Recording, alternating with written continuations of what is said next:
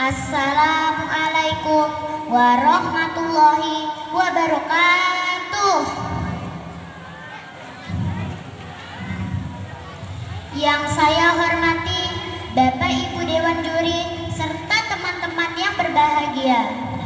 Perkenalkan, nama saya Afsin Waidara Fanda dari SD 154 Tanjung Jabung Barat.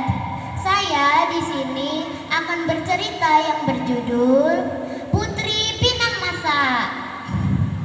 Alkisah, di pantai timur Pulau Sumatera terdapat sebuah kerajaan yang sangat kaya raya. Baginda penguasa kerajaan itu belum mempunyai permaisuri. Belum ada seseorang gadis yang berkenan ia cintai. Sebenarnya hal itu pun sangat menggelisahkan keluarga kerajaan. Usia Baginda semakin hari semakin bertambah, tetapi ia masih belum mempunyai keturunan sebagai penerus kerajaan.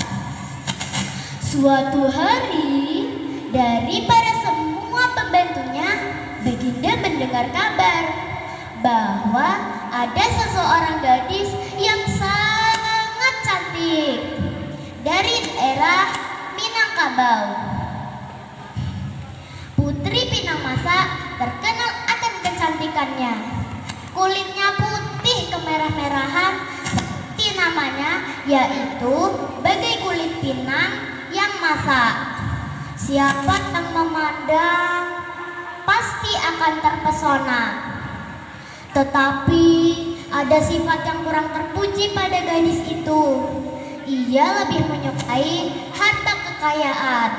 Tidak habis-habis ia mencari harta setiap hari.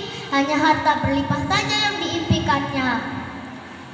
Kadang-kadang pula cara yang digunakannya itu pun tidak baik.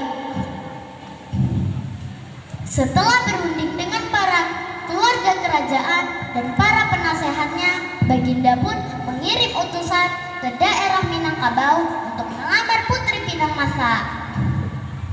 Ia menerima lamaran Baginda bukan karena ia cinta kepada Baginda, melainkan hanya kerakusannya pada harta. Karena ia tahu Baginda dari timur itu adalah seseorang yang sangat kaya raya. Lalu Putri Pinang Masa pun berkata kepada utusan Baginda, "Baginda, baiklah, saya menerima lamaran ini. Tetapi ada syaratnya. Saya harap Baginda bisa membuatkan saya satu istana. Tetapi istana itu hanya dibuat dalam waktu semalam saja." Utusan segera kembali kepada Baginda. Semua persyaratan Putri Pinang Masa diserahkan pula kepada Baginda.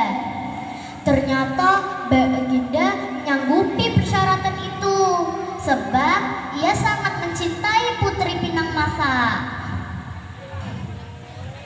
Mula-mula Baginda mengumpulkan para rakyat dan para ahli pertukangan. Baginda pun mengumpulkan rakyat-rakyat dan tukang itu di situ juga. Baginda menyuruh tukang-tukang itu untuk membuat istana dengan cepat, karena istana itu hanya dibuat dalam waktu semalam saja. Tukang-tukang itu pun mulai membuat istana mulai pada senja hari.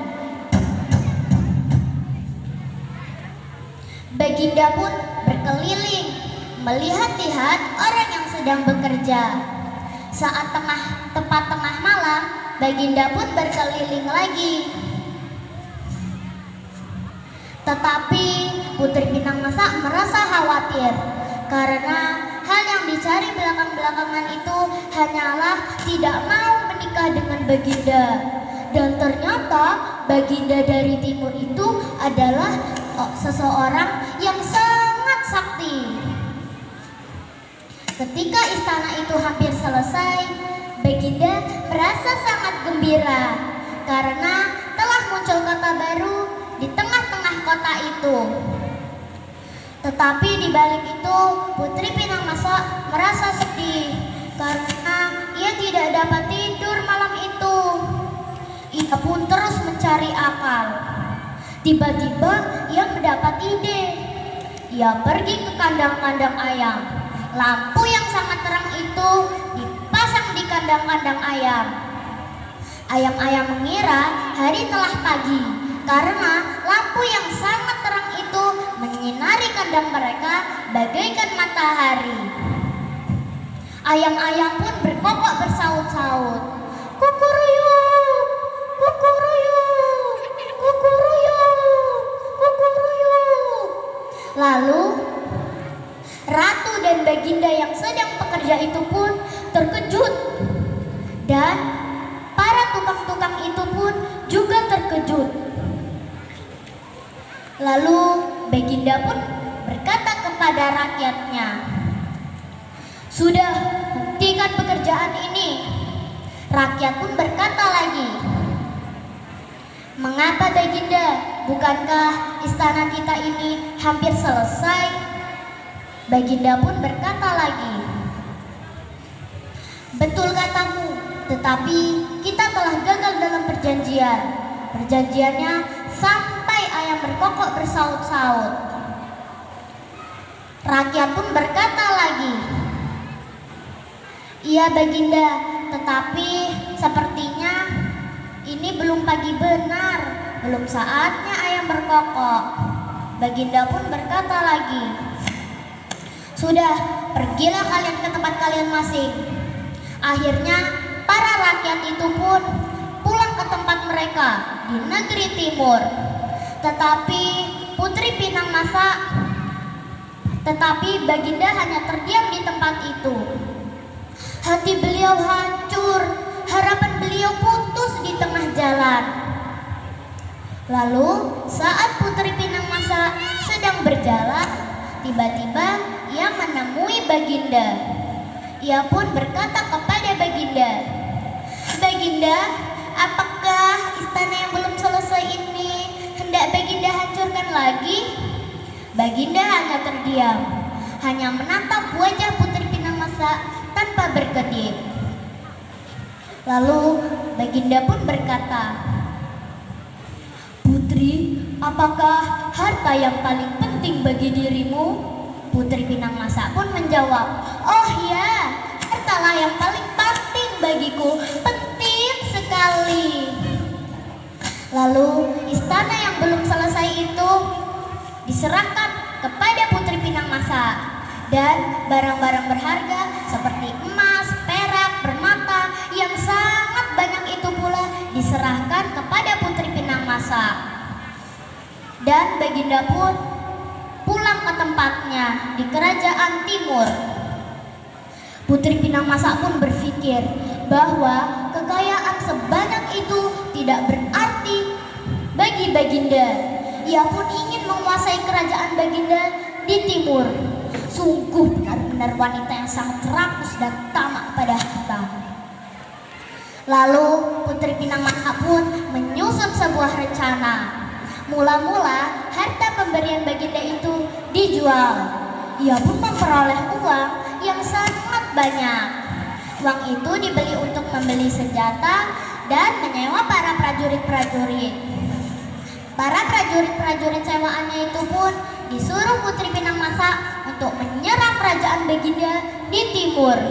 Baginda tidak tahu akan mendapat serangan dadakan seperti ini, dan prajurit-prajurit Baginda pun kelabakan, dan akhirnya mereka kalah dalam peperangan ini.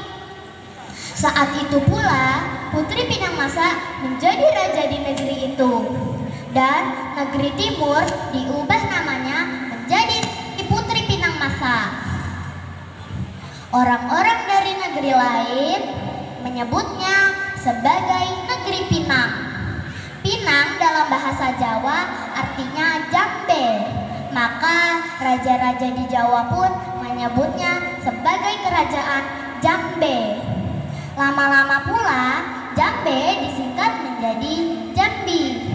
Itulah asal-usul sebutan negeri Jambi. Burung irian, burung cendrawasih. Cukup sekian dan terima kasih. Salam literasi. Saya akhiri. Wassalamualaikum warahmatullahi wabarakatuh. Oke, tepuk tangan untuk peserta